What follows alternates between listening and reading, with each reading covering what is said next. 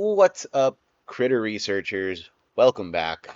Today we are drawing a new version of Flatowl. Is our Cosmic Wyrd Bird. Wyrd Bird is a species of critter in Critter Country that entails a whole slew of different cryptids. There are some super species, as I call them, in Critter Country, where there are not so many uh, instances of sightings that we can kind of call from. Maybe I'll do a more in-depth video on this at another point, but a little behind the scenes on how I create critters. See, the critters are divided by species and type.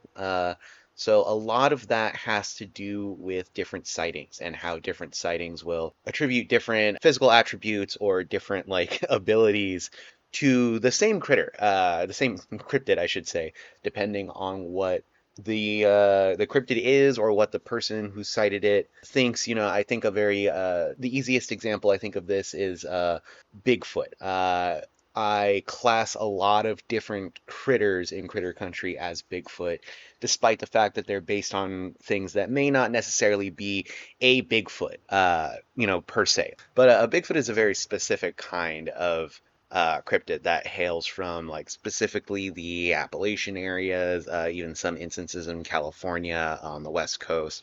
It is a very specific cryptid, right? So like Bigfoot, Sasquatch, as some people know that name by. Um, they all exist in like one area, but there are also different critters that I classify as a Bigfoot. Our phlogistic critter, Dankape, for example, are more like fiery kind of type. He is based on the skunk ape, which hails from Florida, which is not a Bigfoot per se, but it is.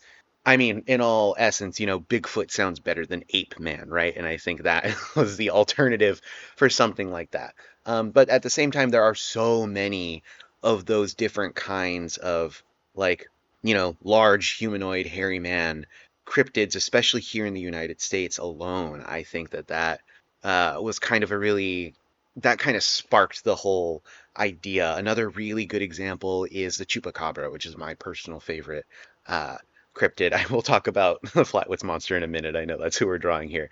Um, but the chupacabra is one of my personal favorites. So that one has so many different kinds of sightings and so many different kinds of ways that it's been described, right? Any uh like corpse or any physical remains that have been found have usually been some kind of dog with mange, some kind of canine animal that has been afflicted with something, and that is what the sighting was. But that is so very different from how the chupacabra was originally described, right?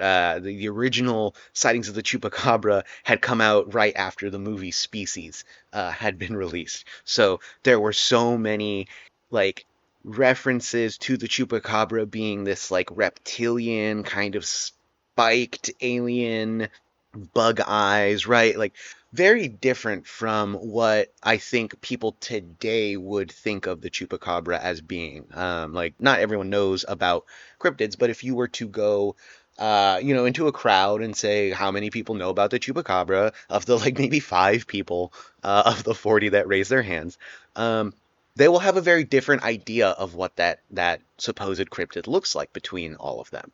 And I think that is what makes cryptozoology such a uh, I'm not going to say one way or another. I'm not a scientist, but I think it's pretty clear that a lot of what we described as cryptids either are misidentifications or something else entirely. That's something that I actually find really fun. I think legends and myth and what we kind of create from our fears and our uncertainty, they kind of are real in a way. We're describing something else.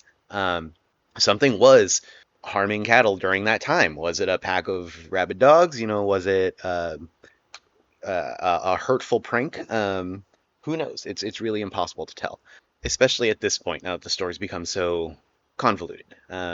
So we've kind of created more mystery around that. Now, getting specifically into the Flatwoods Monster, there is a lot of debate as to what could have been seen at that time. The description itself is very odd, very non-animalistic. A lot of people would actually argue that the Flatwoods Monster is not a cryptid, because it is an alien, which I would say aliens are animals. Aliens are animals that we have not yet proven exist, uh, just like we're animals. That's the definition of a cryptid. So if you don't count an alien as a cryptid, I'm not sure where this like line is starting to get blurred here. But I deal with critters. I don't deal with cryptids, so I'm not really the expert on that. I just make things that are based on that are based on them. Uh, that's where I'm going to pretend the line is, and yeah. So I think when it comes to the Flatwoods Monster, what I really, really appreciate is just how strange an alien it really is. It is described as this tall, hooded figure with large, glowing eyes, metallic skin, a long, flowing almost robe. There's a lot going on there, and I think what becomes really interesting is when you try and figure out what it could have actually been that they've seen. So a lot of a lot of channels, a lot of YouTubers, a lot of speculative artists have really done their best to try and figure out what this thing could have been. And I've seen every kind of description from a large salamander with spots on its tail to um, the owl. I think an owl is a very common misidentified animal. You'll actually find that there's a lot of owls in Critter Country, because we, as people, find them, I think, so mysterious and so scary.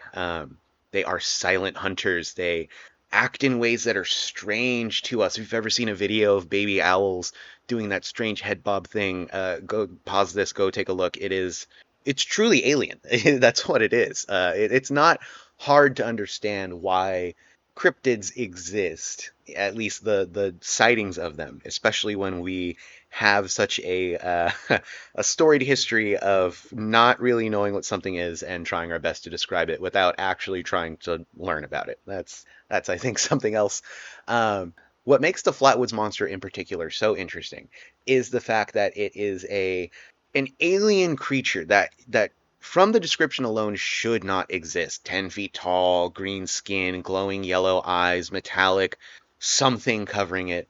And there were so many sightings of it, especially during that time. Now, most of the time it's copycat sightings, but for even two or three people to have seen something like this, it definitely creates a sense of it creates a sense of uncertainty. There's almost an eldritch horrorness to cryptids and what they are, because it's this unknowingness that we are part of a world that we don't understand and we can't understand. That's it's a very harrowing feeling for a species that depends so much on pretending like it knows everything that is supposed to happen. And I think that is uh, part of what makes cryptids so interesting, especially when it comes to the sightings, because our fears, our ideas, our uncertainties, those feed into those descriptions, to those sightings. When you see a Bigfoot, you're not just seeing a large hairy man, I would presume, right? We're speaking hypothetically here, but if I were to see a Bigfoot, I would be, or if I were to see anything in the woods, a shape, anything, it's a bit like sleep paralysis, I think. You're going to be really affected by what you've seen and what you know, and that can really manifest in what you see. If I see a blur in the woods and I've been predisposed to stories of Bigfoot, I might presume that I'm being chased by a large hairy man. More specifically, if aliens have just recently entered the pop culture like they did in the 50s, I might be predisposed to think that I have seen an alien in the woods. Uh, Even if it was something like an owl. And I think that is where cryptids really take off, and that's where I base a lot of my critters from, is the sightings, um, and the possible explanations for what they are. That's another place that I find a lot of inspiration. So taking a look at Flat Owl here, finally getting to that. Uh, it's very simple. He's wearing a coat to make up for the metallic layer that's supposed to be over him. But he is not really wearing a coat. It's not a jacket per se. It's more evident in his later lines. but he is actually, these are his feathers. He's basically draping himself in his wings and feathers, um, and creating this kind of cloaked look. Now, as for the shadows behind him, that is, those are his. Those are his shadows. I don't know anything about them. Every time I draw him, I'm compelled to add those in. So sorry if you're looking for answers about those right now. Don't got them. You can ask them. Hopefully they don't answer back. But that is my rambling about how I design critters. I think I spent a total of like 2 minutes talking about Flatowl, but we can definitely go more in depth as I redraw his later lines down the line here. Definitely get more into the lore and what Flatowl's purpose is in Critter Country. Thanks for tuning in, and we'll catch you on Wednesday for a deck builder's guide slash watch me put together some cards. Be a good time. Later.